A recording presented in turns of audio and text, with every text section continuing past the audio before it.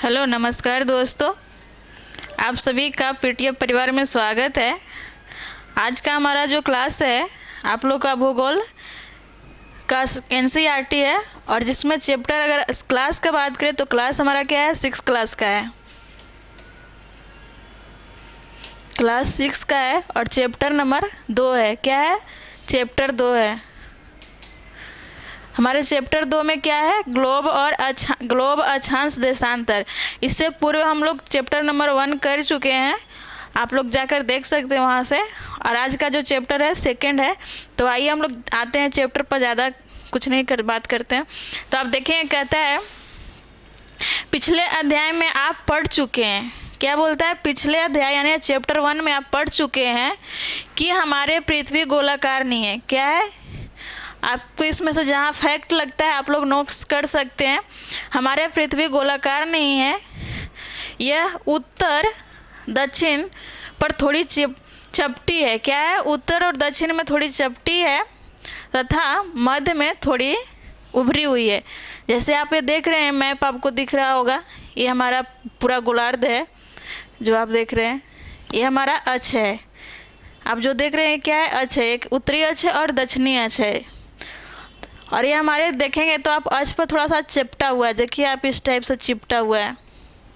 लेकिन मध्य के भाग आप ये जो देख रहे हैं इस टाइप का, ये हमारा उभरा हुआ है। तो यही आपको कहता है कि हमारे पृथ्वी गोलाकार नहीं है, यह उत्तर एवं दक्षिण ध्रुव पर थोड़ी चपटी है तथा मध्य में थोड़ी उभरी हुई है। क्या आप कल्पना कर सकते हैं कि यह कैसी दिखती है? इस संबंध में जानकारी प्राप्त करने के लिए आप अपनी कक्षा में सावधानीपूर्वक ग्लोब को देखिए।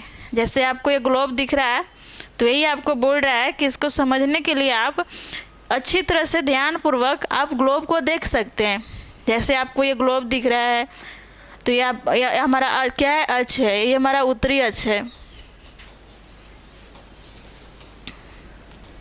और ये हमारा दक्षिणी अक्ष है। और ये बीच का भाग जो है, मध्य का भाग जो है, उभरा हुआ है। तो यही आपको बोलता है कि अगर आपको समझना है तो आप ध्यानपूर्वक ग्लोब को देखिए। ग्लोब पृथ्वी का लघु रूप एक वास्तविक प्रतिरूप है।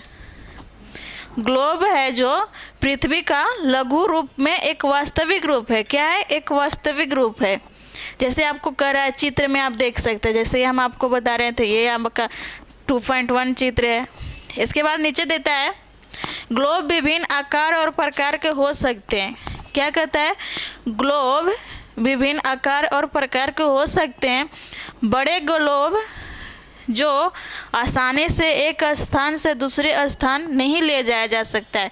जैसे आप देखेंगे कि आप भूगोल पढ़ते होंगे तो कुछ लोग एटलस में ही ग्लोब को देख लेते हैं, कुछ लोग इस टाइप से ग्लोब अपने रूम में रखते हैं। कोई बहुत बड़ा रखता है तो कोई छोटा सा रखता है, या कुछ लोग मैप में दीवार पर चिपका के रखते हैं। तो वही आपको कहता है कि ग्लोब विभिन्न आकार और प्रकार के हो सकते हैं। बड़े ग्लोब आसानी से एक स्थान से दूसरे स्थान नहीं ले जाया जा सकता है। पॉकेट में रखने योग्य छोटे ग्लोब तथा गुब्बारे जैसा ग्लोब जिसमें हवा भरी जा सकती है। जैसे आप एक बैलून लीजिए ग्लोब के आकार के, उसे आप अपने पैकेट में रख सकते हैं, या फिर छोटा सा इस टाइप से चपटा सा ग्लोब आता है उसे रखते। वही आपको बता रहा है। आगे देखिए,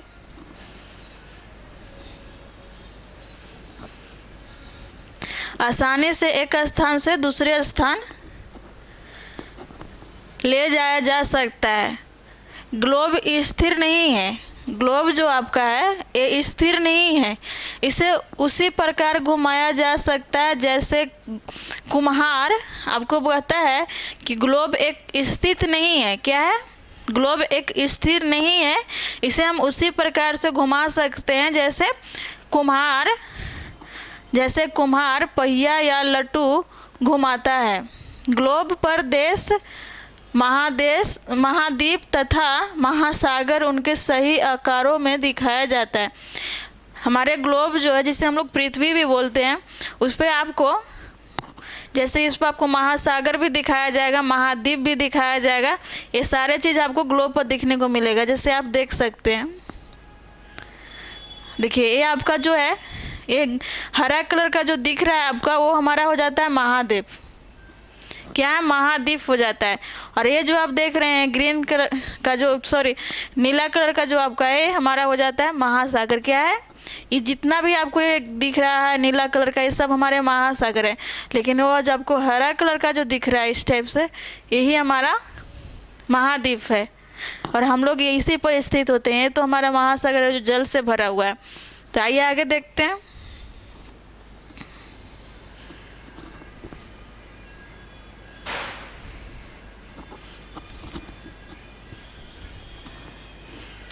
आगे बोलता है, पृथ्वी के समान किसी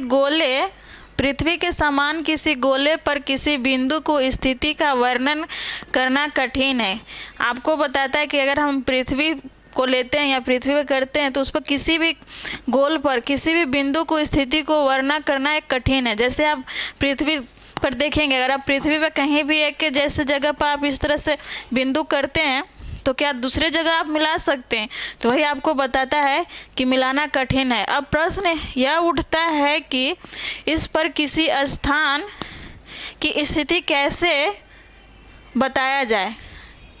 क्या कहता है? अब प्रश्न यह उठता है कि इस पर किसी स्थान की स्थिति कैसे बताई जा सकती है। इसके लिए हमें कुछ बिंदु, क्या है, कुछ बिंदु और कुछ रेखाओं की संदर्भ की आवश्यकता पड़ेगी। किसकी? कुछ रेखा और कुछ बिंदु की आवश्यकता पड़ेगी। आगे देखिए आगे क्या बोलता है।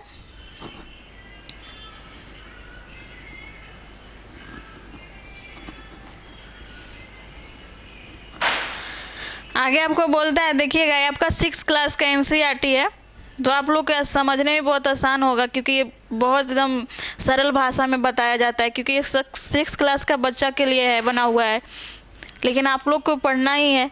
आगे देखें, कहता है आप देखेंगे कि एक सुई ग्लोब पर झुकी हुई अवस्था में स्थित होती है। क्या बोलता है? आप देखेंगे कि एक सुई, क्या है, एक सुई ग्लोब पर झुकी हुई अवस्था में स्थित है।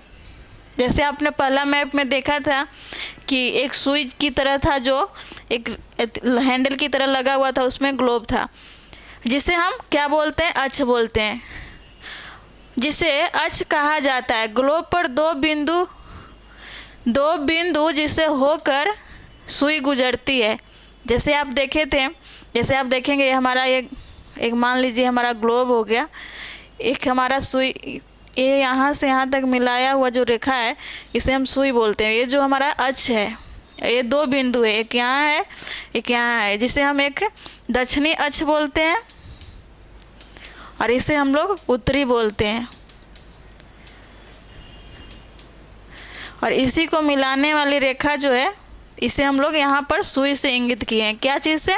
सुई से। देखिए ये सुई है। कहता है उत्तर तथा दक्षिण ध्रुव है। ये जो है अक्ष को हम लोग ध्रुव भी बोलते हैं। ये हमारा ध्रुव हो गया, एक दक्षिणी ध्रुव एक उत्तरी ध्रुव है। ध्रुव है ग्लोब को इस सुई के चारों ओर पृथ्वी की भांति पश्चिम से पूर्व की ओर घुमाया जा सकता है। अब आप ग्लोब ले लीजिए, उसको घुमाइएगा, जैसे आपको मैप में हम आगे दिखाते हैं। देखिए ये हमारा मैप है, इस पर आप देख रहे हैं अक्ष है एक, जो ये आप जो देख रहे हैं इस टाइप से,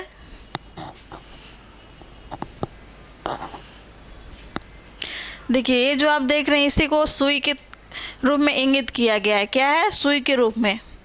और एक जो आपको इस तरह से हैंडल लगाया हुआ है, ये हमारा जो है ग्लोब है या पृथ्वी है। और इसे आप किस तरह से घुमाने के लिए बोल रहा था? पश्चिम से पूर्व। पश्चिम से पूर्व इसे घुमाएंगे आप, एक इसे ऐसे हैंडल को इससे धर लेते हैं और आसानी से ऐसे आप घुमाएंगे तो आपको समझ में आएगा कि हमारा जो ग्लोब है स्थिर नहीं है, घूमता है। किस दिशा से किस दिशा में? तो पश्चिम से पूर्व में। हमारा ग्लोब का दिशा घूर्णन करने का किस दिशा है? तो पश्चिम से पूर्व है। आइए आगे देखते हैं।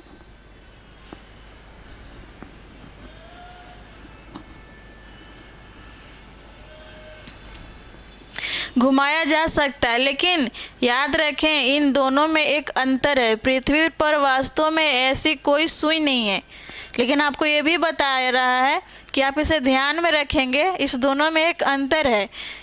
पृथ्वी पर वास्तव में कोई सुई नहीं है, यह अपने अक्ष पर चारों ओर घूमती है, जो एक काल्पनिक रेखा है। क्या है?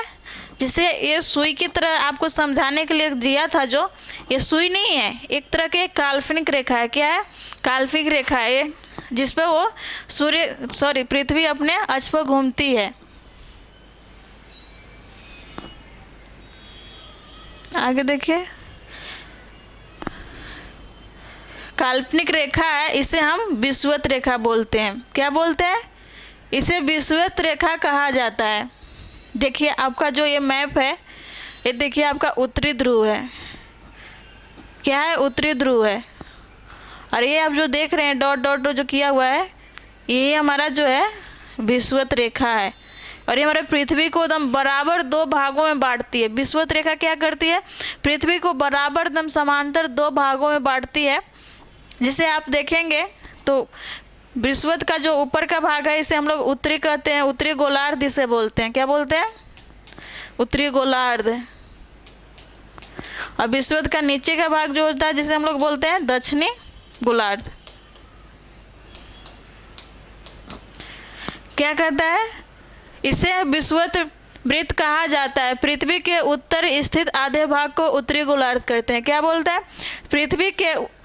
पृथ्वी के उत्तर में स्थित आधे भाग को उत्तरी गोलार्ध कहते हैं, तथा दक्षिण वाले आधे भाग को क्या बोलते हैं? दक्षिणी गोलार्ध बोलते हैं। दक्षिणी गोलार्ध कहा जाता है। ये दोनों बराबर के आधे भाग होते हैं। इसी प्रकार विषुवत वृत्त पृथ्वी पर एक काल्पनिक वृत्त बनाती है। जिस तरह से आपका एक सुई जो दिया हुआ था वो काल्पनिक रेखा था, और विषुवत वृत्त जो है एक काल्पनिक विषुवत वृत्त है। यह पृथ्वी पर विभिन्न स्थानों की स्थिति बताने का सबसे महत्वपूर्ण संदर्भ बिंदु है। विषुवत वृत्त जो हमारा है पृथ्वी पर, वो जो है आपको समय बताने में महत्वपूर्ण भूमिका निभाता है। इसके आगे बोलता है, देखिए, बताने में सबसे महत्वपूर्ण संदर्भ बिंदु है। विषुवत वृत्त से दूर तक स्थित सभी समांतर वृत्तों को हम अक्षांश बोलते हैं। जैसे आप देख लिए विषुवत वृत्त है। अब इसके उत्तर में जाएंगे, जैसे आप देख रहे हैं 20 डिग्री का है, ये इसे हम उत्तरी अक्षांश बोलेंगे। ये आपका जो दिख रहा है 40 डिग्री का है, इसे हम लोग 40 डिग्री उत्तरी अक्षांश बोलेंगे। क्या बोलेंगे? उत्तरी अक्षांश। उसके विषुवत वृत्त के समांतर जो है उसे हम अक्षांश बोलते हैं। ये जैसे दूरी की ओर जाती है तो अक्षांश की लंबाई जो है घट जाती है। क्या घटती है? लंबाई घट जाती है, जिसे हम अक्षांश रेखा कहा जाता है। अक्षांश के अंश में मापा जाता है। अक्षांश को जो है अंश के रूप में मापा जाता है। कैसे मापा जाता है? अंश के रूप में। आगे देखें, कहता है विषुवत वृत्त शून्य अंश अक्षांश को दर्शाता है। जैसे आप ये देखेंगे, आपका ये विषुवत वृत्त है, इसे हम लोग 0 डिग्री अक्षांश बोलते हैं। क्या बोलते हैं? 0 डिग्री अक्षांश भी बोलते हैं विषुवत वृत्त को। इसके आगे आप देखें, कहता है विषुवत वृत्त शून्य अक्षांश को दर्शाती है। चूँकि विषुवत वृत्त दोनों तरफ ध्रुव के बीच की दूरी पृथ्वी की चारों ओर के वृत्त का 1/4 है। क्या बोलता है? विषुवत वृत्त से दोनों तरफ ध्रुव के बीच की दूरी पृथ्वी के चारों ओर की वृत्त का 1/4 है। क्या है? 1/4 है। अगर आप वृत्त बनाते हैं तो वृत्त कैसा होता है? गोल होता है। तो आप देखेंगे ये जो हमारा है गोलार्ध जो है एक वृत्त की तरह है। क्या है? वृत्त की तरह है। और यही हमारा जो है विषुवत वृत्त है। इसके ऊपर का भाग को लेंगे तो आपका 1/4 होगा, और नीचे के भाग के लेंगे तो 1/4।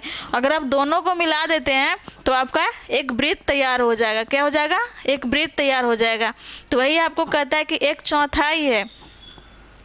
अतः इसका माप 360 अश का 1/4 यानी 90 अश का होता है।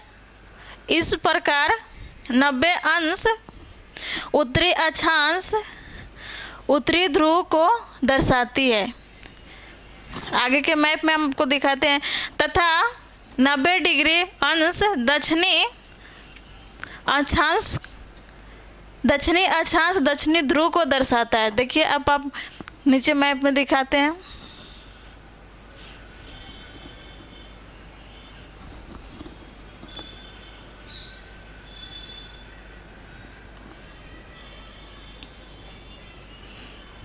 देखिए जैसे आप एक पूरा मैप लेते हैं इस टाइप से आप, तो आपका ये मध्य से बराबर समांतर भागों में 2 भागों में बांटती है, जिसे हम क्या बोलते हैं?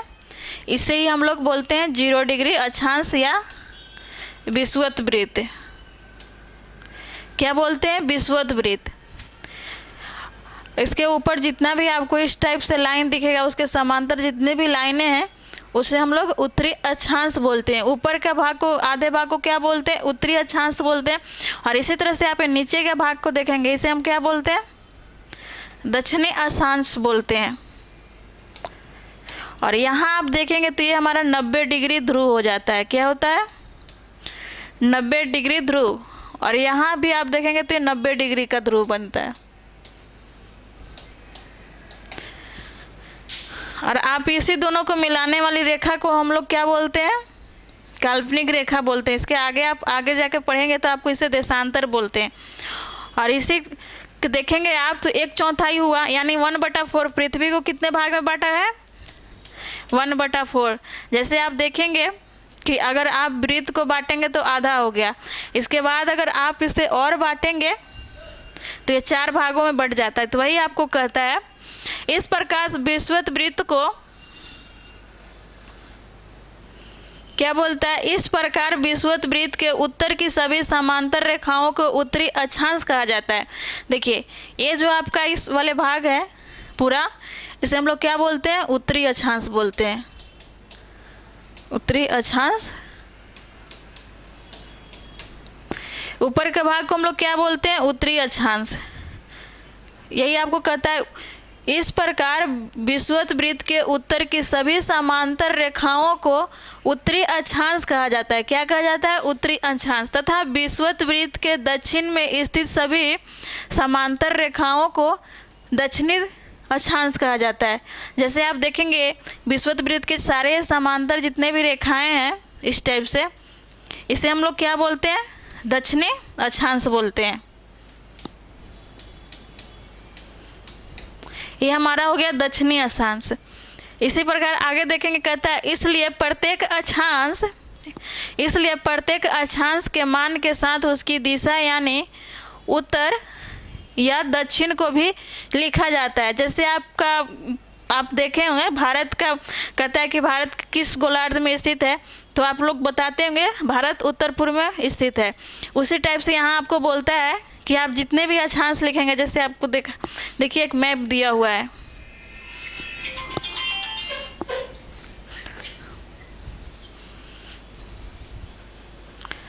जैसे आप ये देख रहे हैं हमारा मैप है। मैप में आप ये देखेंगे, इसी को हम लोग क्या बोलते हैं? 0 डिग्री अक्षांश, या इस टाइप से आप देख रहे हैं विषुवत वृत्त भी लिखा हुआ है।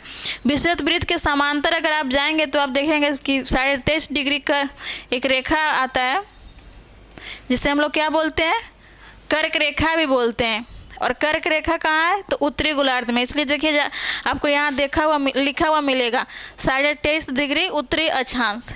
ये क्या है?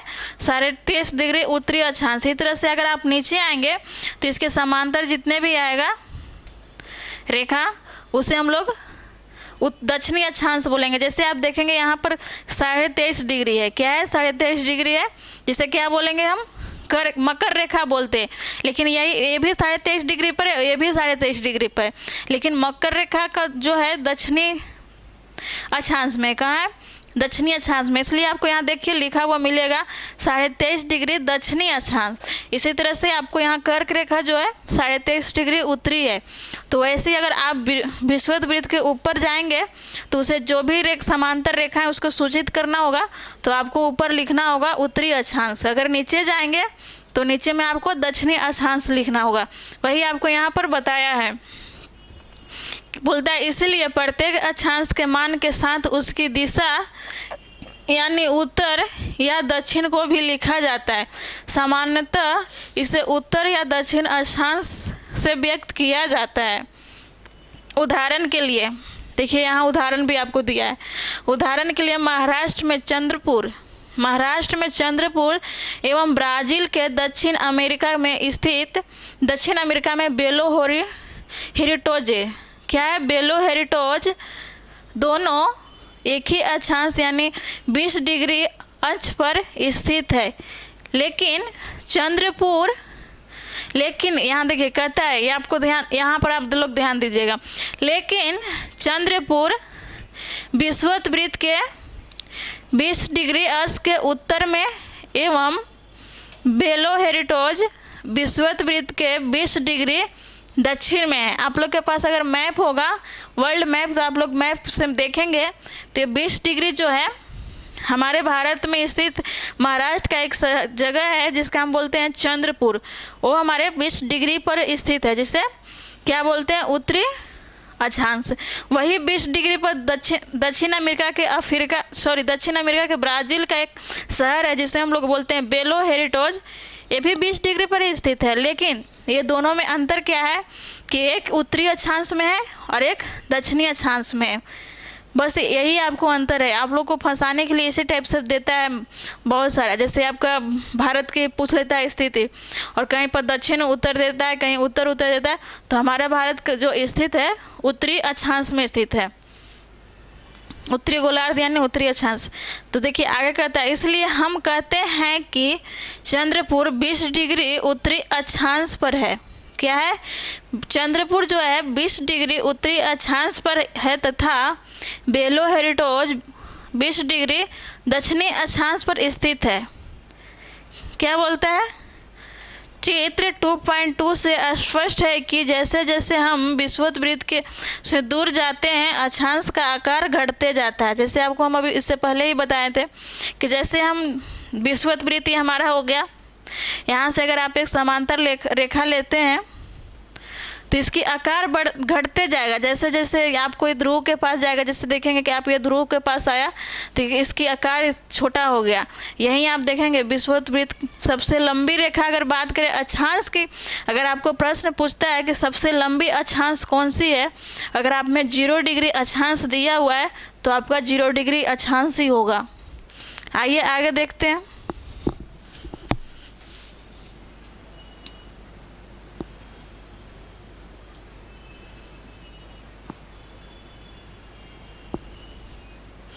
आगे बोलता है महत्वपूर्ण अक्षांश समांतर रेखाएं, जैसे आप देखेंगे विषुवत वृत्त 0 डिग्री उत्तरी ध्रुव 90 डिग्री, ये आप लोग के लिए बहुत ही VVI है। जैसे आपको देखिए पहले ही महत्वपूर्ण लिखा हुआ है, आप लोग इसे नोट्स कर सकते हैं। विषुवत वृत्त की कितने डिग्री पर है, तो ये 0 डिग्री पर है। उसी तरह से आपका अगर उत्तरी ध्रुव पूछता है और आपको डिग्री दिया हुआ रहता है, क्या है, उत्तरी ध्रुव, और डिग्री दिया है, अगर आपको वहाँ पर फंसाने के लिए उत्तर दक्षिण पूर्व पश्चिम कुछ भी देगा, तो आप लोग एकदम सीधा याद रखिएगा कि अगर उत्तरी ध्रुव कह रहा है तो ये 90 डिग्री उत्तर में होगा। कहाँ होगा, 90 डिग्री उत्तर में, तथा दक्षिणी ध्रुव 90 डिग्री दक्षिण में। अगर इसी तरह से आपके दक्षिणी ध्रुव वो पूछ रहा है कि दक्षिणी ध्रुव कितने डिग्री पर है, तो आप लोग को जहाँ भी 90 डिग्री दक्षिण दिखे, ये आप लोग के लिए सही आंसर होगा। के अतिरिक्त 4 महत्वपूर्ण अक्षांश समांतर रेखा और भी हैं, समांतर रेखा और भी हैं। आइए आगे देखते हैं। मैं अगला में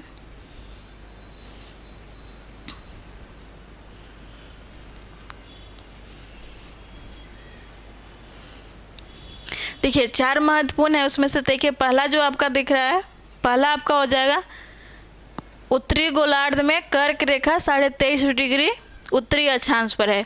पहला क्या है, 4 और महत्वपूर्ण बिंदु में आप देखेंगे क्या है। पहला हो जाएगा उत्तरी गोलार्ध में कर्क रेखा 23.5 डिग्री उत्तर में। दूसरा है दक्षिणी गोलार्ध में मकर रेखा 23.5 डिग्री दक्षिण में। विषुवत वृत्त के 66.5 डिग्री उत्तर में उत्तरी ध्रुव का वृत्त तथा विषुवत रेखा के 66.5 डिग्री के दक्षिण में दक्षिणी ध्रुव वृत्त है। जैसे आप देखेंगे मैप से, ये आपका मैप है, तो इसमें मैप में आप देखेंगे सबसे पहले आपको देखना होगा पहला महत्वपूर्ण टॉपिक जो है ये हमारा 0 डिग्री हो गया। क्या है, 0 डिग्री, जिसे हम विषुवत वृत्त भी विषुवत रेखा भी बोलते हैं। विषुवत रेखा भी होगा, विषुवत वृत्त भी होगा और 0 डिग्री अक्षांश भी इसे हम बोलते हैं। अगर आपको ये तीनों में से कोई भी ऑप्शन अगर आपके प्रश्न में दिखता है, अगर 0 डिग्री से पूछता है उसका अन्य नाम, तो आप ये तीनों में से कोई एक लगा सकते हैं, ये सही आंसर होगा। तो पहला हमारा महत्वपूर्ण टॉपिक क्या हो गया गोलार्ध पर, 0 डिग्री विषुवत वृत्त या 0 डिग्री अक्षांश। इसके उत्तर में अगर आप जाते हैं, विषुवत वृत्त के उत्तर में आप जाएंगे तो हमारा एक और टॉपिक दिया था जो महत्वपूर्ण बोला था। ये आप देख रहे हैं कर्क रेखा है। क्या है, कर्क रेखा है और कितने अक्षांश पर स्थित है, तो 23.5 डिग्री अक्षांश। और कहाँ है, उत्तर में है। इसके आगे आप देखेंगे एक और टॉपिक था 66.5 डिग्री। देखिए इसको भी बोलते हैं उत्तरी ध्रुव वृत्त। अगर आपके प्रश्न पूछता है कि 66.5 डिग्री उत्तरी अक्षांश को अन्य किस नाम से जाना जाता है, तो अगर आपके ऑप्शन में उत्तरी ध्रुव वृत्त होगा तो आपका आंसर सही होगा। और अगला एक और था 90 डिग्री है, जो ये 90 डिग्री उत्तरी ध्रुव हो गया। क्या हो गया, 90 डिग्री उत्तरी ध्रुव। इसी तरह से हम वृत्त के नीचे आएंगे, विषुवत वृत्त के, तो आप देख रहे हैं हमारा मकर रेखा है। क्या है, मकर रेखा है और कितने डिग्री पर स्थित है, तो 23.5 डिग्री दक्षिणी अक्षांश पर स्थित है। फिर अगला आपका एक और था महत्वपूर्ण टॉपिक में 66.5 डिग्री दक्षिणी अक्षांश। तो आप देखेंगे इसे हम क्या बोलते हैं, दक्षिणी ध्रुव अक्षांश। इसे जलवायु में बांट के आगे के देखेंगे। चलिए आगे देखते हैं।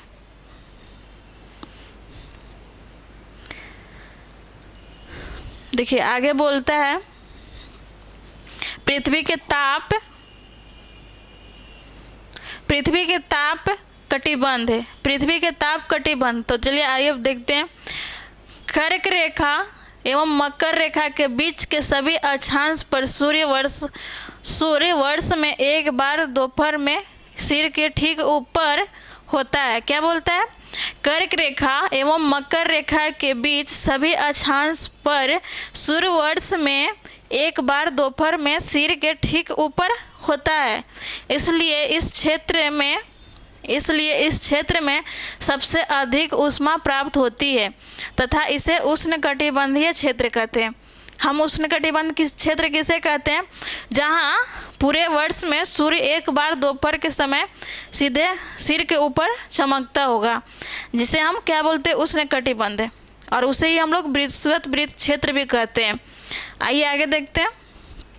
आगे बोलता है कर्क रेखा तथा मकर रेखा के बाद किसी भी अक्षांश पर दोपहर सूर्य कभी भी सिर के ऊपर नहीं होता है। क्या बोलता है, कर्क रेखा तथा मकर रेखा के बाद किसी भी अक्षांश पर दोपहर का सूर्य कभी भी सिर के ऊपर नहीं होता है।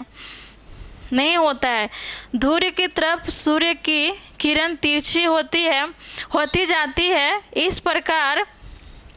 इस प्रकार उत्तरी गोलार्ध में कर्क रेखा एवं उत्तरी ध्रुव वृत्त तथा दक्षिणी गोलार्ध में मकर रेखा एवं दक्षिणी ध्रुव वृत्त के बीच वाले क्षेत्र का तापमान मध्य रहता है, इसलिए इन्हें हम शीत कटिबंध क्षेत्र बोलते हैं। क्या बोलते हैं, शीतोष्ण कटिबंध क्षेत्र बोलते हैं। चलिए आइए मैप से देखते हैं।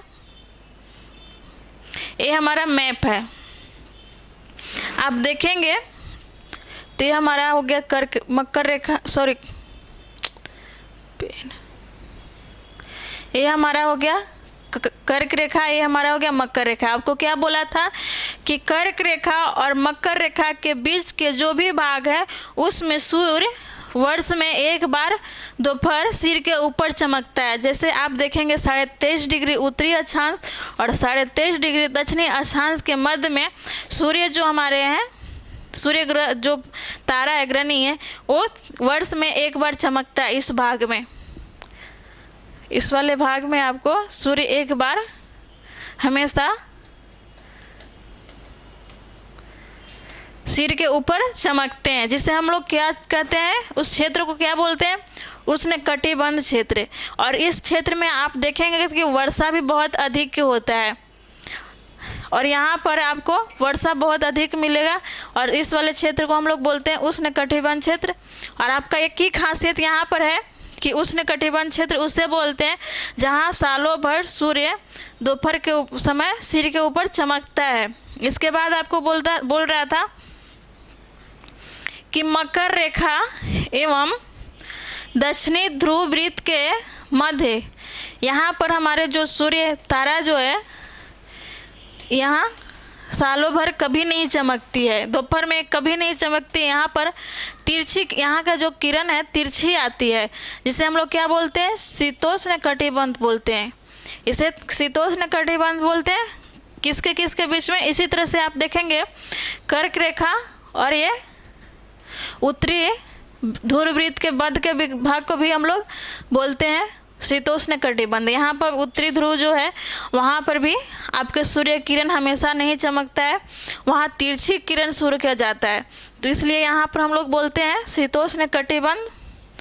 और शीतोष्ण कटिबंध में ठंड और गर्मी दोनों का अनुभव होता है। 6 महीना का ठंड होता है और 6 महीना गर्मी होता है। इसी टाइप से अगर उष्ण कटिबंध क्षेत्र में बोले तो यहाँ का जो जलवायु है या बोले यहाँ का मानसून जो बोले लगभग हमेशा समान रहता है। जैसे आप देखेंगे भारत में तो दक्षिण भारत के आप केरल इस क्षेत्र में चल जाएंगे तो वहाँ पर आपको मौसम लगभग समान देखने को मिलेगा, ना यहाँ ज़्यादा गर्मी होता है और ना ही ज़्यादा यहाँ पर ठंड होता है।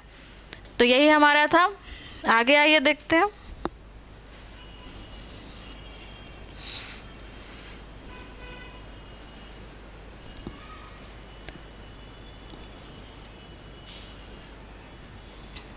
आगे कहता है उत्तरी गोलार्ध में उत्तरी ध्रुव वृत्त एवं उत्तरी ध्रुव तथा दक्षिणी गोलार्ध में दक्षिणी ध्रुव वृत्त एवं दक्षिणी ध्रुव के बीच के क्षेत्र में ठंड बहुत अधिक होती है। जैसे आप देखेंगे कि मैप में जो था कि 66.5 डिग्री के ऊपर अगर आप 90 डिग्री तक देखेंगे तो वहाँ पर ठंड बहुत ही ज़्यादा होता है, क्योंकि वहाँ पर सूर्य का किरण कभी भी वर्ष में कभी भी नहीं पहुँच पाता है, इसलिए वहाँ ठंड बहुत अधिक होता है। वहाँ हमेशा जो वहाँ का धरती है बर्फ़ से ढका हुआ रहता है और वहाँ ही हम लोग उसे शीत मरुस्थल भी बोलते हैं। यही बोलता है कि उत्तरी गोलार्ध में दक्षिणी ध्रुव के वृत्त एवं दक्षिणी ध्रुव के बीच के क्षेत्र में ठंड बहुत अधिक होती है, क्योंकि यहाँ सूर्य क्षैतिज या ज़्यादा ऊपर नहीं आ पाता, इसलिए इसे हम शीतोष्ण कटिबंध बोलते हैं। शीतोष्ण कटिबंध किस भाग को बोलते हैं, तो वहाँ उस भाग को बोलते हैं जहाँ ठंड बहुत ही अधिक होता है। जैसे आप अगर भारत के देखते हैं तो भारत के आप लद्दाख वाला क्षेत्र एकदम ऊपर में चले जाएंगे तो आपको यहाँ भी शीतोष्ण कटिबंध सा जैसा अनुभव होगा। आगे आइए देखते हैं आगे क्या बोलता है। देशांतर क्या है, किसी स्थान की स्थिति को बताने के लिए उस स्थान के अक्षांश को आंतरिक कुछ और जानकारी की आवश्यकता भी होती है। आप देख सकते हैं प्रशांत महासागर में स्थित टोगो द्वीप एवं हिंद महासागर में स्थित मॉरिशस द्वीप एक ही अक्षांश पर स्थित है। 20 डिग्री दक्षिणी अक्षांश पर स्थित है। उनकी सही स्थिति जानने के लिए यह पता करना होगा कि उत्तरी ध्रुव को दक्षिणी ध्रुव से जोड़ने वाली संदर्भ रेखा से पूर्व या पश्चिम की ओर इन स्थानों की मिनट। इन स्थानों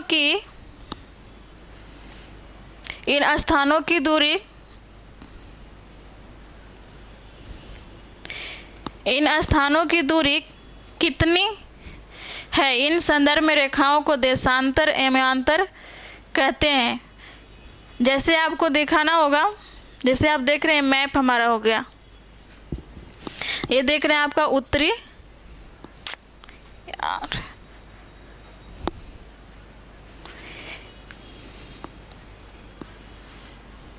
ये हमारा उत्तरी ध्रुव हो गया। क्या है? उत्तरी ध्रुव।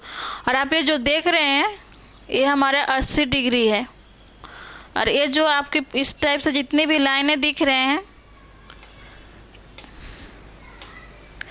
ये जो लाइनें आपको दिख रहे हैं इसे ही हम क्या बोलते हैं? देशांतर बोलते हैं।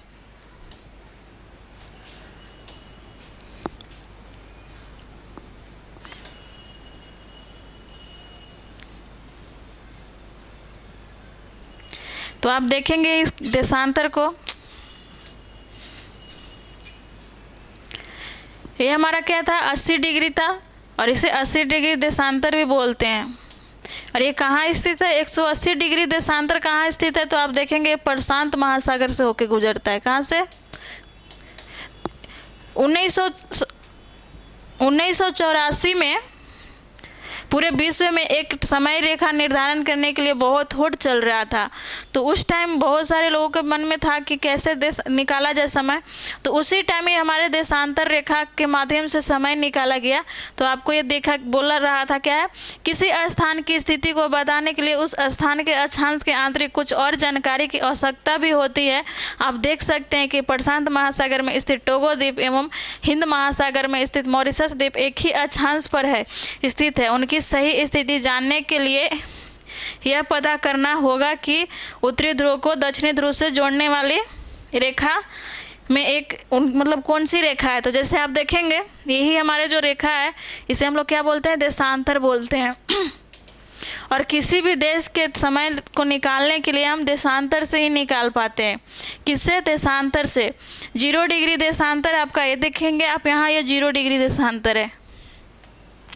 और यही 0 डिग्री देशांतर जो है समय का निर्धारण करती है, जिसे हम लोग ग्रीनविच या भी कह सकते हैं। और ये 0 डिग्री देशांतर कहाँ से गुजरती है? ये लंदन से होकर गुजरती है।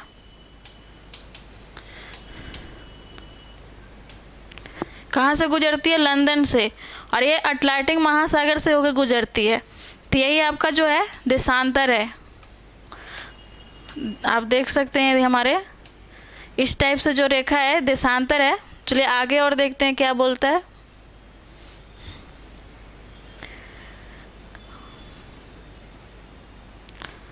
क्या बोलते हैं? इन संदर्भों में रेखा को देशांतर एवं अंतर कहते हैं तथा उनकी बीच की दूरी को देशांतर के अंशों में मापा जाता है। प्रत्येक अंश को मिनट में तथा मिनट को सेकंड में विभाजित किया जाता है। ये अर्धवृत्त तथा उनके बीच की दूरी ध्रुव की तरफ बढ़ने पर घटती जाती है एवं ध्रुव पर शून्य हो जाती है, जहां सभी देशांतर एवं अंतर आपस में मिलती है। चलिए देखते हैं। जैसे आप एक ले सकते हैं गोलार्ध, और इस टाइप से जितने भी हमारे रेखाएं आते हैं ये हमारा 0 डिग्री है। क्या है? 0 डिग्री।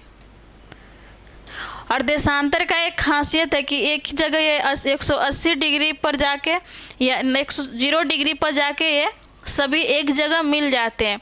और 0 डिग्री ये देशांतर के आप देखेंगे तो ये जब ध्रुव के पास आती है तो इसकी लंबाई घट जाती है। क्या चौड़ाई घट जाती है। कहाँ पर घटती है? तो ये ध्रुव के पास जब आती है तो देशांतर की चौड़ाई घट जाती है। वही आपको यहाँ पर कहता है। और इसके बीच के जो ये टाइम का मिति है इसे हम लोग 4 मिनट में निकालते हैं। किसे? 4 मिनट में। चलिए आगे देखते हैं। तथा या देशांतर एवं अंतर कहते हैं तथा उनके बीच की क्या है? उनकी बीच की दूरी को देशांतर अंश के में मापा जाता है। प्रत्येक अंश को मिनट में तथा मिनट को सेकंड में विभाजित किया जाता है। ये अर्धवृत्त है। क्या है? अर्धवृत्त है तथा उनके बीच की दूरी को ध्रुव की तरफ बढ़ने पर घट जाती है। जैसे ये आप देख रहे हैं, जब ये ध्रुव की तरफ आता है, ध्रुव की तरफ, तो इसकी बीच की जो दूरी है घट जाती है। यहाँ पर एक जगह आन के एक पॉइंट पर मिल जाता है, तरफ बढ़ने पर घट जाती है एवं ध्रुव पर शून्य हो जाती है, जहाँ सभी देशांतर यमांतर आपस में मिल जाती है एवं यहाँ ध्रुव पर शून्य हो जाती है। जब जैसे यहाँ आन के मिल जाएगा पूरा, तो ये शून्य हो जाती है, जिसे हम लोग देशांतर बोलते हैं। आगे कहता है अक्षांश समांतर रेखा से भिन्न सभी देशांतर यमांतरों की लंबाई समान होती है। जैसे आपका ये वहाँ अक्षांश का आप लंबाई देखेंगे, जैसे आप देखेंगे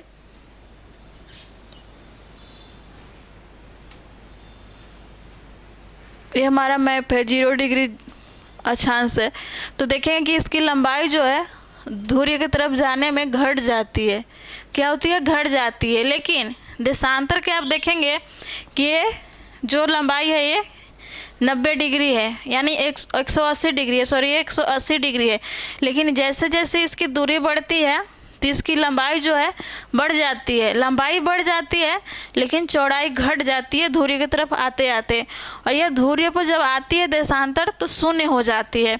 तो वही आपको बोलता है यहाँ कि अक्षांश रेखाएं से भिन्न सभी देशांतर यमांतरों की लंबाई समान होती है। सभी देशांतर की यमांतर की लंबाई समान होती है, इसलिए इन्हें सिर्फ मुख्य संख्या में व्यक्त करना कठिन था। क्या है? मुख्य संख्या में इसको व्यक्त करना कठिन था। तभी सभी देशों ने निश्चित किया कि ग्रीनविच, जहाँ ब्रिटिश राजकीय वेधशाला स्थित है, ग्रीनविच में क्या स्थित है? तो ब्रिटिश राजकीय वेधशाला स्थित है से गुजरने वाली यमांतरों से पूर्व और पश्चिम की ओर गिनती शुरू की जाए। जैसे आप ये रेखा देख रहे हैं, तो रेखा के जैसे हम अभी आपके खड़ा हैं इस साइड में, अगर आप देखेंगे तो ये जो हमारा भाग है ये पश्चिम होगा और ये हमारा जो पूरब है। अगर इस साइड में हम खड़ा हैं तो आप देखेंगे तो ये जो हमारा दाहिना हाथ है ये हमारे पूर्व की ओर हो जाएगी। क्या होगा? पूर्व की ओर। ये हमारे बाएं हाथ जो है इसे हमें पश्चिम की ओर इंगित करता है। तो वही बोलता है कि ये हमारा जो रेखा है ये कहाँ से गुजरती है? ग्रीनविच ब्रिटेन के वेधशाला से होकर गुजरती है, और इसी को हम लोग समय निर्धारण के एक समान काल्पनिक रेखा माने, और इसे हम इस वाले भाग को क्या बोलेंगे? पूर्व बोलेंगे, पूर्वी देशांतर। और इसके इस बाएं साइड के जो भाग है इसे हम लोग पश्चिमी देशांतर के रूप में जानते हैं। शुरू की जाए। इस यमांतर को क्या बोलता है? इस यमांतर को प्रमुख यमांतर कहते हैं। इसका मान 0 डिग्री देशांतर है। ये आपका जो है इसे कितना मान है? 0 डिग्री देशांतर है। प्रमुख, अगर आपके प्रश्न में पूछे कि प्रमुख यमांतर या प्रमुख प्रधान देशांतर, जिसे प्रधान भी बोलते हैं, इसको प्रधान देशांतर है, इसकी मान कितना होता है? तो 0 डिग्री होता है। क्या होता है? 0 डिग्री। तथा यहाँ से हम 180 डिग्री पूर्व या 180 डिग्री पश्चिम तक गणना करते हैं। यहाँ से यहाँ तक आप लेंगे इस भाग को तो ये आ जाता है 180 डिग्री, और इधर का भी 180 डिग्री पश्चिम। आगे देखिए क्या बोलता है।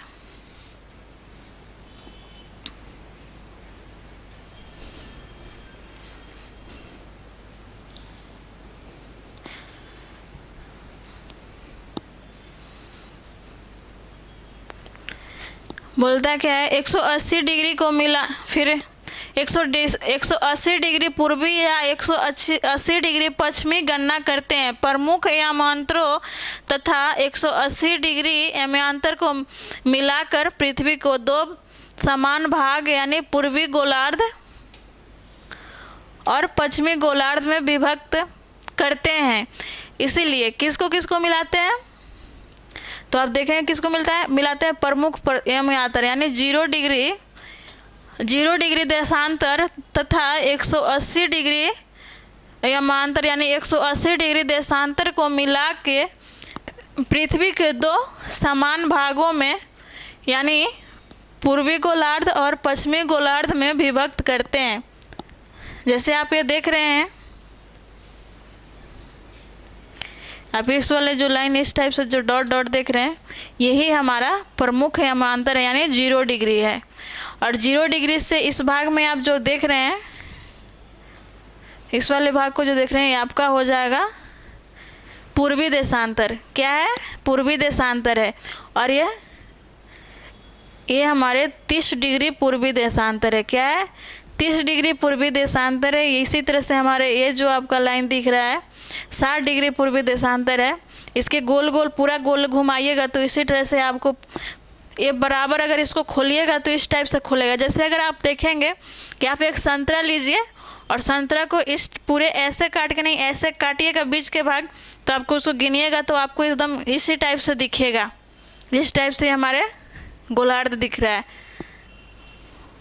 तो आप देखेंगे कि हमारा हो गया, इस वाले भाग को देखेंगे एकदम पूरा, इसको आप खोलिएगा तो पूरा ऐसे खुल जाएगा। तो यहाँ से यहाँ तक के भाग के आपका हो जाएगा 180 डिग्री पूर्वी देशांतर और इस वाले भाग में 180 डिग्री पश्चिमी देशांतर। तो वही आपको बताता है। इसीलिए देखिए आगे कहता है, इसीलिए किसी स्थान के देशांतर, क्या कहता है, इसीलिए किसी स्थान के देशांतर आगे पूर्व के लिए अक्षर पूर्व तथा पश्चिम के लिए अक्षर पश्चिम का उपयोग करते हैं। जैसे आप देख रहे हैं यहाँ पर भी आपका है 60 डिग्री पश्चिम लिखा हुआ है, 30 डिग्री पश्चिम लिखा हुआ है। इसी तरह से आप इस भाग को देखेंगे तो यहाँ पर आपको 30 डिग्री पूर्व लिखा हुआ है, उपयोग करते हैं। फिर कहता है यह जानना रोचक होगा कि 180 डिग्री पूर्वी और 180 डिग्री पश्चिमी यमांतर एक ही रेखा पर स्थित है। आप लोग के लिए जानना भी ये मतलब रोचक होगा, कहता है। आगे देखिए, कहता है ग्लोब पर अक्षांश रेखा या अक्षांश या समांतर रेखा एवं देशांतरीय यमांतर के द्वारा बनी ग्रेड को देखें, जिससे इसके बारे में आपको बता रहा है। ये जो आप इस टाइप के लाइन देख रहे हैं, इसे हम लोग क्या बोलते हैं, अक्षांश बोलते हैं। इस वाले भाग को अक्षांश बोलते हैं। और ये जो आपको इस टाइप से दिख रहा है, इसे हम लोग देशांतर बोलते हैं। तो आप लोग समझ गए होंगे कि देशांतर किसे बोलते हैं और अक्षांश किसे बोलते हैं। अक्षांश को हम लोग उसे संकेत में करते हैं उत्तरी दक्षिणी, और देशांतर को हम लोग पूरब पश्चिम में लिखते हैं। आगे आप देखें, कहता है आपको किसी स्थान के अक्षांश एवं देशांतर की सही जानकारी हो तो ग्लोब पर आप उस स्थान का पता आसानी से लगा सकते हैं। अगर आपको देशांतर और अक्षांश अगर पता होगा तो आप किसी भी स्थान को उसका समय का निर्धारण कर सकते हैं। उदाहरण के लिए असम में धुबरी जो है 26 डिग्री उत्तरी अक्षांश पर स्थित है। आप मैप में देखिएगा तो आपको मिलेगा 26 डिग्री उत्तरी अक्षांश पर असम का धुबरी एवं 90 डिग्री पूर्वी देशांतर पर स्थित है। अगर आपको किसी भी स्थान जैसे बिहार का आपको निकालना है तो आप एक मैप लीजिएगा और स्केल लीजिएगा, और मैप पर आप स्केल से देशांतर को नापिएगा और इस वाले इस टाइप से भाग का जो आपका होगा उसे अक्षांश को नापिएगा। तो वही आपको बोलता है कि धुबरी जो हमारा है 26 डिग्री अक्षांश पर स्थित है, और देशांतर का बात करें तो ये 90 डिग्री देशांतर पर है। धुबरी कितने देशांतर पर स्थित है तो 90 डिग्री, और अक्षांश कितना है तो 26 डिग्री पर स्थित है। अब उसी बिंदु को देखें जहाँ ये दोनों रेखाएं एक दूसरे को काटती है, वही आपको मैप में देखना है और उसे देख के देखना है कि ये काटती कहाँ है। काटती है यह बिंदु धुबरी को सही स्थिति होगी। यह जो बिंदु होगी उसी को हम सही स्थिति पर निर्धारण करेंगे। आगे आइए, आगे देखते हैं।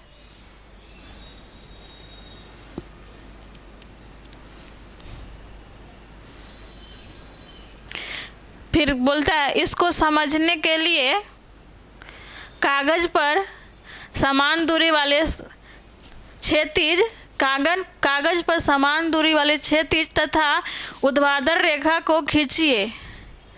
ऊर्ध्वाधर रेखाओं की संख्या 1 2 3 4 से तथा क्षैतिज रेखाओं की संख्या क ख ग घ अंग तक अक्षरों से व्यक्त करें। जिन बिंदु पर ऊर्ध्वाधर और क्षैतिज रेखाएं एक दूसरे को काटती है वह कुछ छोटे वृत्त खींचिए और इन छोटे वृत्तों को अब अ ब स द तथा ध के नाम से व्यक्त कीजिए। और मान लीजिए कि ऊर्ध्वाधर रेखा पूर्वी देशांतर एवं क्षैतिज रेखा उत्तरी अक्षांश है। जैसे आप लोग मैथ पढ़ते होंगे तो उसमें आपको ऊर्ध्वाधर पढ़ना होता है और क्षैतिज। जैसे आप देखेंगे ये हमारा गोलार्ध है, तो ये हमारा जो है इस टाइप का जो रेखाएं हैं जो जिसे हम देशांतर बोलते हैं। क्या बोलते हैं? देशांतर बोलते हैं। देशांतर को हम किस से डिनोट करेंगे? तो देशांतर को आप देखिए ऊर्ध्वाधर से डिनोट करेंगे। और इसी ग्लोब अगर आप इसी ग्लोब में देखिए ग्लोब पर, तो ये पृथ्वी को 2 बराबर भागों में एकदम बांटती है, जिसे हम लोग क्या बोलते हैं? 0 डिग्री वृत्त 0 डिग्री अक्षांश बोलते हैं। और इसके समांतर जितने भी रेखाएं हैं इसे हम क्या बोलते हैं? अक्षांश बोलते हैं। इसे क्या बोलते हैं? अक्षांश बोलते हैं। और ये जो आपका 0 डिग्री अक्षांश जो है ये दोनों ध्रुव को मिलाती है। किसको मिलाती है? दोनों ध्रुव को मिलाती है। किसको? दक्षिणी और उत्तरी ध्रुव को। आप इससे भी याद रख सकते हैं कि दक्षिणी ध्रुव और उत्तरी ध्रुव को मिलाने वाली रेखा को 0 डिग्री देशांतर बोलते हैं। क्या बोलते हैं? अगर आपसे कभी प्रश्न पूछे कि उत्तरी ध्रुव और दक्षिणी ध्रुव मिलाने वाली रेखा को किस नाम से जानते हैं, आपको अक्षांश भी दिया रहेगा, देशांतर भी दिया रहेगा, या 0 डिग्री अक्षांश रहे, 0 डिग्री अक्षांश या 0 डिग्री देशांतर। तो आपको 0 डिग्री देशांतर जो होगा वो सही होगा, दक्षिणी ध्रुव और उत्तरी ध्रुव को मिलाने वाली रेखा। तो आप देख रहे हैं इसे हम क्या बोलते हैं? अक्षांश बोलते हैं। लेकिन ये जो लाइन आपको जो दिख रहा है ऊर्ध्वाधर है जो, इसे हम लोग बोलते हैं देशांतर। और अक्षांश को भी क्या किस से डोनेट कर सकते हैं? क्षैतिज से। तो जो लोग मैथ का स्टूडेंट होगा उन लोगों को तो अच्छे से समझ आ जाएगा कि क्षैतिज रेखा जो है गोलार्ध पर वो अक्षांश है और ऊर्ध्वाधर जो है वो जो है आपका देशांतर है। आइए आगे देखते हैं। अब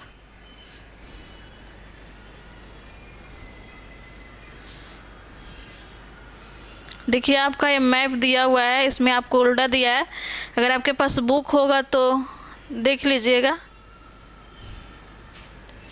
चलिए आगे क्या बोलता है। अब आप देखेंगे कि वृत्त अ मैप के बारे में बोल रहा है। वृत्त अ ख उत्तरी अक्षांश, वृत्त अ और ख जो है उत्तरी अक्षांश तथा 1 डिग्री पूर्वी देशांतर पर स्थित है। वृत्त अ ख डिग्री उत्तरी है तथा 1 डिग्री पूर्वी देशांतर पर स्थित है। जैसे आपको 1 मिनट दिखाते हैं मैप से। ये आपका ये जो मैप दिख रहे हैं, देखिए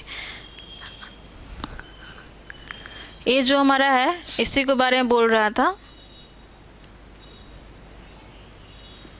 ये मैप थोड़ा सा उल्टा इसमें किया हुआ है, सीधा में आप लोग देखिएगा तो आपको जो वृत्त होगा, वृत्त जो आपका था अ था और 1 डिग्री देशांतर दोनों एक ही स्थिति पर स्थित है। जैसे इस भाग को अगर इस टाइप से होगा तो इसे हम क्या बोलते हैं? अक्षांश बोलेंगे। और ये जो आप देख रहे हैं इस टाइप से लाइन, ये जो आपका ये 0 डिग्री देशांतर है। 0 डिग्री के बाद आप देखेंगे तो ये हमारा हो जाता है 1 डिग्री पूर्वी देशांतर। क्या है? 1 डिग्री पूर्वी देशांतर। तो आप लोग मैप में देखिएगा, थोड़ा मैप उल्टा है तो समझाने में सही नहीं आ रहा है। चलिए आगे देख लेते हैं क्या था। अब आप देखेंगे कि वृत्त वृत्त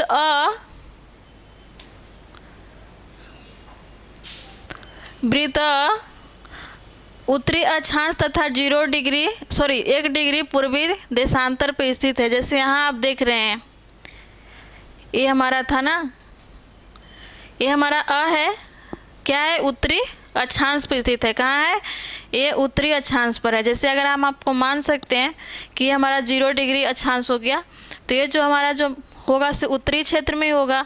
तो ये हमारे जो रेखा ख है, लेकिन अक्षांश है, कौन सी है, तो ये उत्तरी है। और ये हमारा मान लीजिए कि 0 डिग्री देशांतर है। क्या है, 0 डिग्री देशांतर। तो इस भाग में अगर आप आ जाएंगे, जैसे अभी हम खड़ा हैं, तो इस लेंगे कि दाहिने हाथ जो हमारा है ये पूर्वी देशांतर है। क्या है, पूर्वी देशांतर है। और बाएं हाथ जो हमारा है पश्चिमी देशांतर है। तो आप देखेंगे कि जो 1 डिग्री है, 1 डिग्री पर ही हमारे अक्षांश अस्थित है। क्या है, उत्तरी अक्षांश अस्थित है। तो इसे हम लोग क्या बोलेंगे, इसे 1 डिग्री पूर्वी देशांतर बोलेंगे। यही आपको यहाँ पर दिखाया हुआ है। आइए अब आगे देखते हैं। आगे बोलता है देशांतर और समय। समय को मापने का सबसे अच्छा साधन पृथ्वी, समय को मापने का सबसे अच्छा साधन पृथ्वी, चंद्रमा, ग्रह की गति है। क्या है, समय को मापने के लिए सबसे अच्छा साधन पृथ्वी, चंद्रमा एवं ग्रह की गति है। सूर्योदय एवं सूर्यास्त प्रतिदिन होता है। क्या बोलता है कि अगर हमें समय का निर्धारण करना है तो पृथ्वी, चंद्रमा और ग्रह की गति सबसे अच्छा है, लेकिन सूर्योदय और सूर्यास्त दोनों प्रतिदिन होता है। अतः स्वाभाविक है कि यह पूरे विश्व में समय निर्धारण का सबसे अच्छा साधन है। अच्छा कहता है, लेकिन ये संभाविक भी है कि पूरे पृथ्वी का समय निर्धारण करने में अच्छा साधन है। स्थानीय समय का अनुमान सूर्य के द्वारा बनने वाली परछाई से लगाया जा सकता है। जब हमें ये जैसे अभी जो समय है, घंटा, ये सब जब ये निर्धारित नहीं हुआ था तो हमारे पूर्वज जो थे सूर्य को देख के निर्धारित करते थे। सुबह का प्रातः काल बोलते थे, पता नहीं इस टाइप से 8 भागों में बांटा हुआ है। तो उसी के बारे में बताता है, लगाया जाता था, जो दोपहर में सबसे छोटा और एवं सूर्योदय तथा सूर्यास्त के समय सबसे लंबा होता था। क्या बोलता है कि ये दोपहर में सबसे छोटा होता है, क्योंकि ये एकदम बीचों बीच के भाग पर देखेंगे आप तो दोपहर में आपके ऊपर सूर्य दिखाई देंगे। तो वही बोलता है कि सबसे छोटा समय जो होता है दोपहर का होता है, और सूर्योदय तथा सूर्यास्त के समय सबसे लंबा समय होता है। आगे कहता है, ग्रीनविच पर स्थित प्रमुख यमांत्रों पर सूर्य जिस समय आकाश के सबसे ऊंचे बिंदु पर होगा, उस समय यमांतर पर स्थित सभी स्थान में दोपहर होगा। अब आपको ये बताता है कि हमारा जो ग्रीनविच है, ग्रीनविच पर प्रमुख यमांत्रों पर सूर्य जिस समय आकाश के सबसे ऊंचे बिंदु पर होगा, कहाँ होगा, सबसे ऊंचे बिंदु पर होगा, उस समय यमांत्रों पर स्थित सभी स्थान का दोपहर होगा। इसके आगे देखेंगे हम।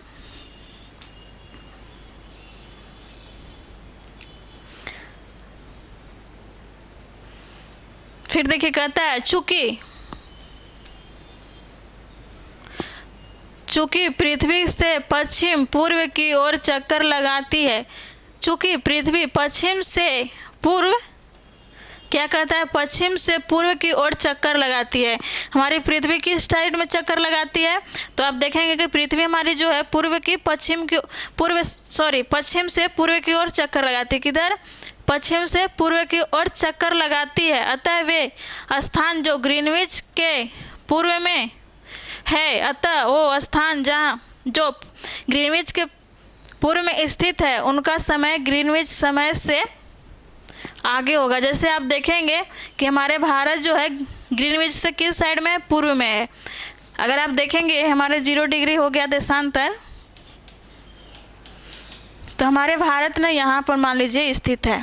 तो ये हमारे ग्रीनविच से किधर है, पूर्व साइड में है। तो ये हमारे भारत का समय देखेंगे तो आप ग्रीनविच से कितना आगे है, 5.5 घंटा आगे है। तो वही आपको बोल रहा है कि जो भी ग्रीनविच से जो भी देश या स्थान पूरब में स्थित है उसका समय कितना क्या होगा, आगे होगा। वही अगर आप आगे होगा तथा पश्चिम में है उनका समय पीछे होगा। जैसे आप अगर मैथ पढ़ते हैं तो आपका या फिर रेखा बनाते हैं ऊर्ध्वाधर या क्षैतिज, तो आप यहाँ 0 डिनोट करते हैं, इस साइड वाले को आप प्लस में डिनोट करते हैं जबकि इस साइड को माइनस में डिनोट करते हैं। तो उसी तरह से अगर आप जो माइनस में दे रहे हैं तो ये घट जाता है, क्या कहता है कि पीछे हो जाता है। और जो प्लस वाला चिन्ह है आप देखेंगे ना, मैप पर भी देखेंगे तो आपको प्लस माइनस में ही दिखाया हुआ होगा। जो प्लस वाला चिन्ह है वो आगे होता है और प्लस वाला चिन्ह को हम पूर्वी देशांतर बोलते हैं। क्या बोलते हैं, पूर्वी देशांतर बोलते हैं। और माइनस वाले भाग को क्या बोलते हैं, पश्चिमी देशांतर बोलते हैं। तो पश्चिम में जो हमारा जो भी स्थान है उसका एक दिन का समय घट जाता है या फिर वो पीछे रहता है। और वही भारत जैसे पूर्व का जो भाग है उसका एक समय होता है आगे होता है। जैसे भारत के आप देखेंगे 5.5 घंटा आगे है ग्रीनविच से। इसके बाद कहता है उसका समय पीछे होगा। चित्र 2.8 के समय के अंतर की दर की गणना निम्नलिखित विधियों से की जा सकती है। पृथ्वी लगभग 24 घंटे में क्या कहता है, पृथ्वी लगभग 24 घंटे में अपने अक्ष पर 360 डिग्री घूम जाती है। पृथ्वी 24 घंटा में कितने अक्ष पर घूमती है, तो 360 डिग्री अक्ष पर घूमती है। अर्थात वह 1 घंटा में 15 डिग्री, यानी आप देखेंगे कि जो पृथ्वी है 1 घंटा में 15 डिग्री का समय, 1 घंटा में वो 15 डिग्री को पार करती है। कितना को, 15 डिग्री को। 4 मिनट में 1 घंटा घूमती है। 4 मिनट में 1 डिग्री घूमती है। कितना, 4 मिनट में 1 डिग्री घूमती है। आपका समय इसी से निकाला जाता है, घूमती है। इस प्रकार जब ग्रीनविच में दोपहर 12 बजते हैं तब ग्रीनविच से 15 डिग्री पूर्वी देशांतर के समय होगा। जैसे अगर आप देखेंगे कि हमारे ये 0 डिग्री है, ये ग्रीनविच है, जब यहाँ 12 बज रहा होगा तो आप अब निकाल सकते हैं कि अगर 1 मिनट में 1 डिग्री का दूरी तय करता है, कितना, 1 मिनट में 1 डिग्री, तो अगर 4 मिनट में 1 डिग्री तो 1 घंटा की निकालना है। तो अगर आप यहाँ 15 कर देंगे 1 घंटा में कितना हो जाएगा, 60 है। तो वही आपको देखिए यहाँ पर भी बताया हुआ है, होगा 15 × 4 यानी 60 मिनट, अर्थात ग्रीनविच के समय से 1 घंटा आगे होगा। अगर आपको जैसे ये देखना है कि हमारा 15 डिग्री पूर्वी देशांतर है, कितना है ये, 15 डिग्री, तो इसका समय कितना होगा, ग्रीनविच से 1 घंटा ही आगे होगा। अभी एक आप 60 से 9th दिए होंगे तो उसमें भूटान का समय पूछा हुआ था, तो आप इसी माध्यम से कर सकते हैं। इसके बाद आगे बोलता है ग्रीनविच के समय से 1 घंटा आगे है, अर्थात वह दोपहर के 1 बज रहे होंगे। यानी आपको क्या बोल रहा है कि 15 डिग्री पूर्वी देशांतर जो होगा ग्रीनविच से आगे, वहाँ आपको 1 बज रहा होगा। जब आपका यहाँ 12 बज रहा है ग्रीनविच पर, तो पूर्वी देशांतर जहाँ 15 डिग्री है, यहाँ आपको 1 बज रहा होगा।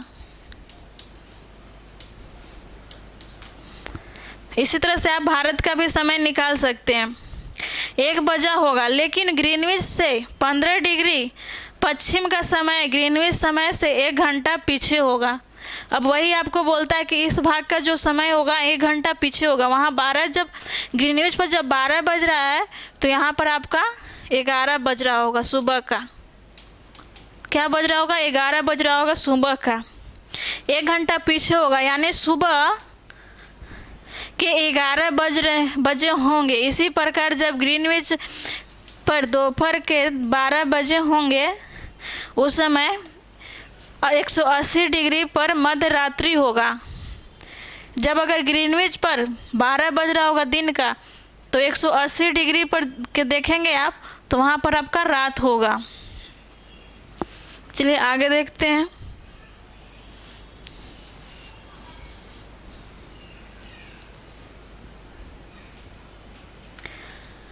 किसी भी स्थान पर जब सूर्य आकाश में अपने उच्चतम बिंदु पर होता है तो दोपहर में उस समय कहता है किसी भी स्थान पर जब सूर्य आकाश में अपने उच्चतम बिंदु पर होता है तो दोपहर में उस समय घड़ी में दिन के 12 बज रहे होंगे। क्या होंगे? 12 बज रहे होंगे।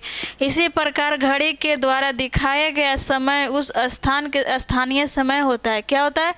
स्थानीय समय होता है। आप देख सकते हैं कि दिए गए देशांतर एवं पर सभी स्थान का स्थानीय समय समान है। हम मानक समय क्यों मानते हैं?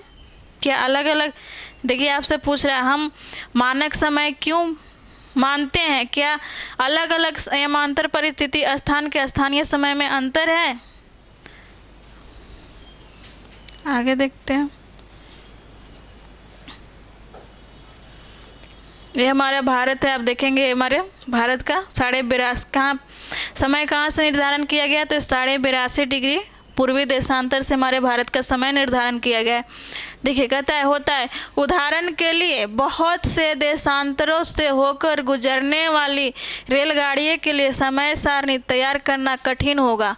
भारत में गुजरात के द्वारिका, असम के डिब्रूगढ़ के स्थानीय समय में लगभग 1 घंटा 45 मिनट का अंतर होता है। कहाँ का बोल रहा है आपका? ये आप देखेंगे भारत के गुजरात के द्वारिका तथा असम के डिब्रूगढ़ के स्थानीय समय में लगभग 1 घंटा 45 मिनट का अंतर होगा। इसीलिए यह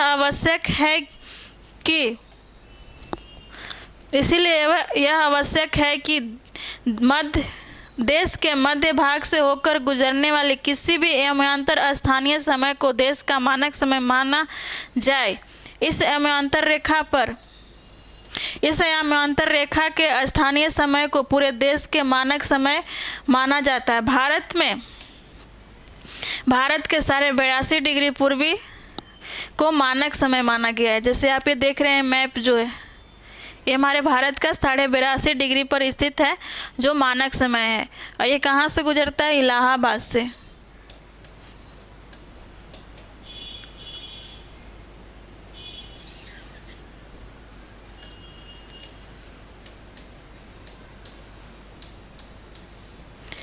ये हमारे समय कहाँ से गुजरता है? इलाहाबाद से। इलाहाबाद कहाँ है? यूपी का है, एक शहर है। इसके आगे आप देखेंगे कहता है एवमांतर के स्थानीय समय को पूरे देश के मानक समय माना जाता है। इसे भारतीय मानक समय के नाम से भी जाना जाता है। क्या जाना जाता है? भारतीय मानक समय के नाम से भी जाना जाता है।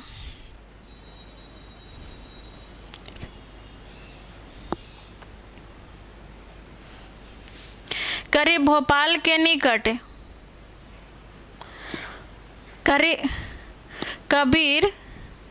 कबीर भोपाल के निकट एक छोटे से नगर में रहता है। वह अपने मित्र आलोक से कहता है कि वो लोग आज रात्रि में नहीं सो पाएंगे। क्या कहता है? वो लोग आज रात्रि में नहीं सो पाएंगे। भारत और इंग्लैंड के बीच एक क्रिकेट मैच लंदन में 2 बजे अपराह्न में शुरू होगा। अर्थात भारत के समय अनुसार मैच शाम के 7:30 बजे होगा। यानी ये आपको ये बता रहा है कि जैसे अगर आप देखेंगे कि ये हमारे ग्रीनविच पर 12 बज रहा है तो ये जो हमारा भारत यहाँ है यहाँ आपका 5.5 घंटा यानी आगे है तो यहाँ आपको कितना होगा? 5:30 बज रहा होगा। तो इसी तरह से क्या बोलता है यहाँ पर कि ये 2 बजे हो रहा है। तो 2 बजे में अगर आप 5.5 घंटा जोड़ दीजिएगा, 2 बजे में अगर आप 5.5 घंटा जोड़ते हैं तो ये हो जाएगा 7:30 बज जाएगा। तो वही आपको बोल रहा है कि 7:30 बजे शुरू होगा भारत में तथा देर रात्रि में समाप्त होगा। क्या बोलता है? तथा देर रात्रि में समाप्त होगा। क्या आप जानते हैं कि भारत एवं इंग्लैंड के बीच समय में क्या अंतर होगा? तो जैसे आप देखेंगे यहाँ पर हमारे भारत 5.5 घंटा आगे है इंग्लैंड से, वही आपको बताने की कोशिश कर रहा है। आगे आप देखें, कहता है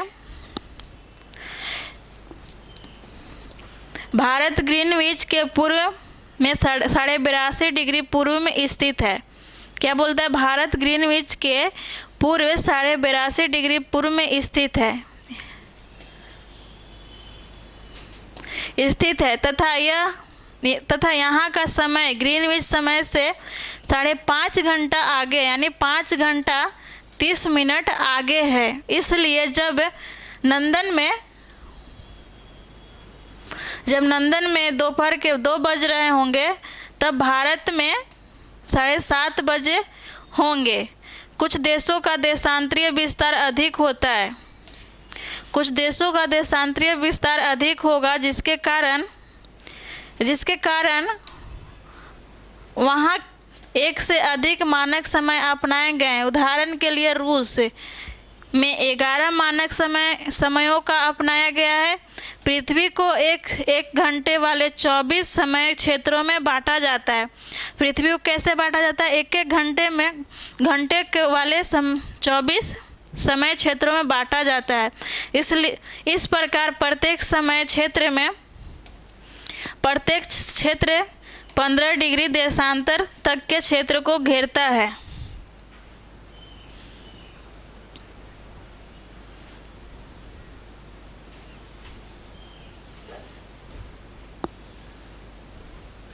तो आज का क्लास यहीं तक था, बाकी आगे क्लास में देखेंगे। Thank you.